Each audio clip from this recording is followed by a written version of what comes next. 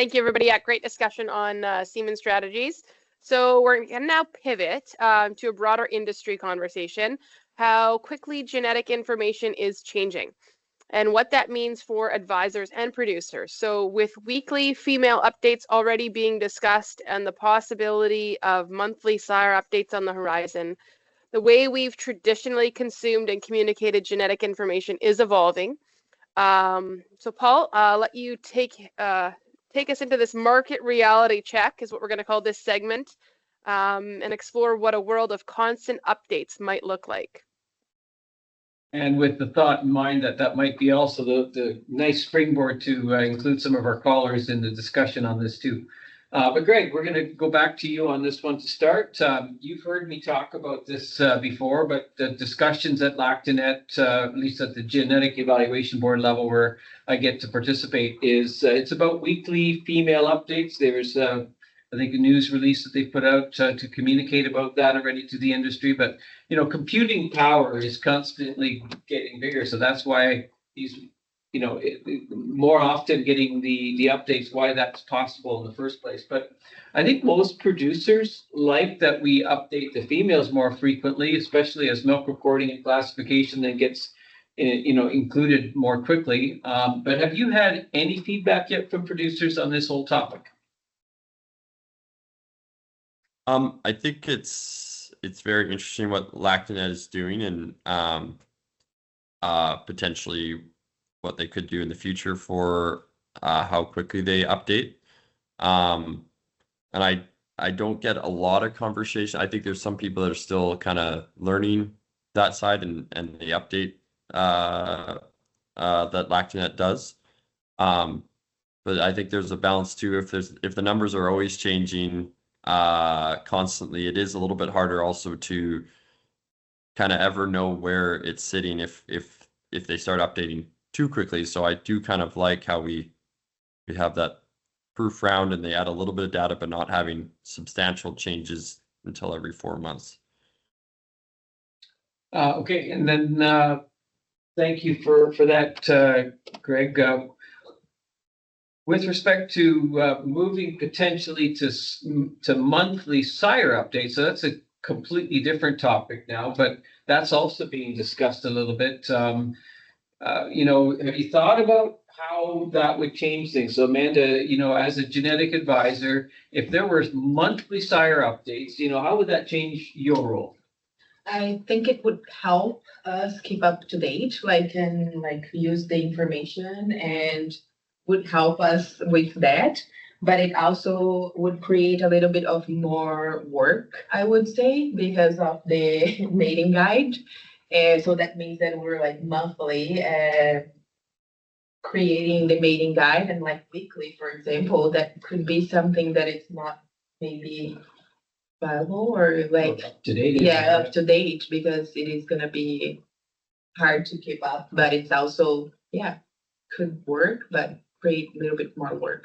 Yeah, so obviously very new thought and process to think about, but in terms of extra work, I can see what you're saying. That could be difficult.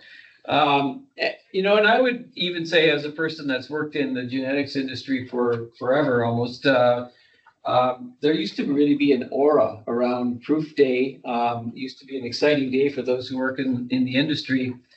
Maybe not so much for producers, but I suspect some of the people on our call still enjoy Proof Day and getting to look at the new numbers. But, you know, so Kevin, you know, how do you feel if sire updates become more frequent, maybe monthly? Is that something, how do you imagine our Proof Day aura? Is that totally going to evaporate? Well, Paul and I are obviously fortunate old enough to remember when Proof Days were only twice a year, and literally the whole world used to stop, and it used to be a huge day of, you know, getting all the figures. Obviously once it moved to 3, it used to be 4 times a year, and then they went back to 3 times a year. It sort of lessened the impact on it. But then, you know, there's fewer surprises. So if we went to monthly, the big advantage too would be, so like a bull, for instance, like Cracker, who just missed out on his 20 daughters in 120 days in production.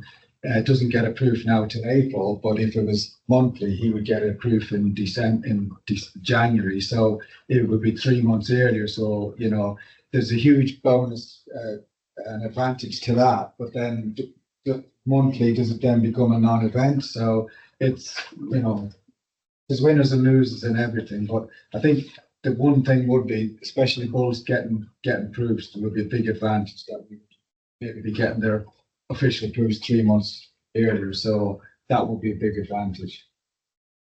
Okay, and I guess I must have tossed the first question to Greg instead of Aaron, so apologies for that. But Greg, just so don't catch Aaron totally off guard, come back to you on the question I had assigned to you. But lots of social media posts and ads, you know, in magazines, etc. You know, anybody who's advertising a female or, you know, an AI company advertising a sire.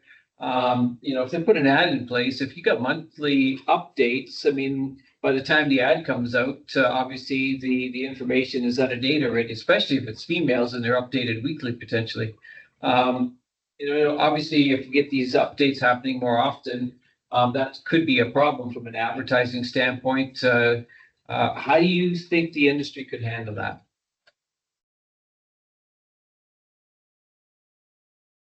Well, I'm just making sure this is directed towards me. Sorry. Okay. Yeah, it could definitely be a challenge, because if it's quickly adjusting and most papers are going to want, or advertising, you're going to want some delay. Obviously, social media could be right away, but they have to plan and put it into place. So it would be a little bit confusing, and some people obviously could use it to their advantage or disadvantage in a way where maybe you froze November's numbers and it comes out in January, but November's numbers look better. It could upset some people with obviously it being a little bit different in the numbers. So in some cases, if your advertising has a delay, it could be a little bit more confusing. And I know for me, I very much enjoy the accuracy in numbers. So I get a little bit stressed if I was trying to advertise through a slower marketing avenue if the numbers were changing quickly. I can see that. And that'll be a challenge, I'm sure, for us to have to discuss before we ever move in this path. But okay, so then getting back to proof sheets, and this one is for Aaron. If we had sire proof dates updated monthly, obviously it would be difficult to update proof sheets or printed proof sheets every month. That would be a pretty expensive process, Krista. I'm sure you would have something to say about that, eh? But you know, how do you think, Aaron, how do you think AI companies should approach that? Well, I know you want me to say that we won't need proof sheets anymore, but that isn't going to be popular with my customers. Probably we continue for 3 times a year for a while, but our meeting strategies are regularly tied to that latest data, which is important. So, you know, could we see that proof sheets maybe only published every, you know, twice a year if it was only twice a year for the updates? That, you know, actual update that will be instead of not monthly, because that it does create a lot of change and a lot of you know, live updates. So yeah, I want to say that we're going to keep a proof sheet. And don't misread me. I would have a hard time without the proof sheet too. But in any case, I'm sure that Krista would like to talk us into that too. I'm going to use that though as a springboard, Krista. So obviously back to you, but you know, obviously we're looking for feedback, input, questions on any of the topics. But particularly, I'd love to see some feedback on this question from customers. Can they foresee a day without proof sheets at all? Can we do it with PDF copies? Can we do it with you know, alternative methods or tools? You know, how do our customers feel about that whole concept of monthly updates, sire numbers, and maybe even more often for females?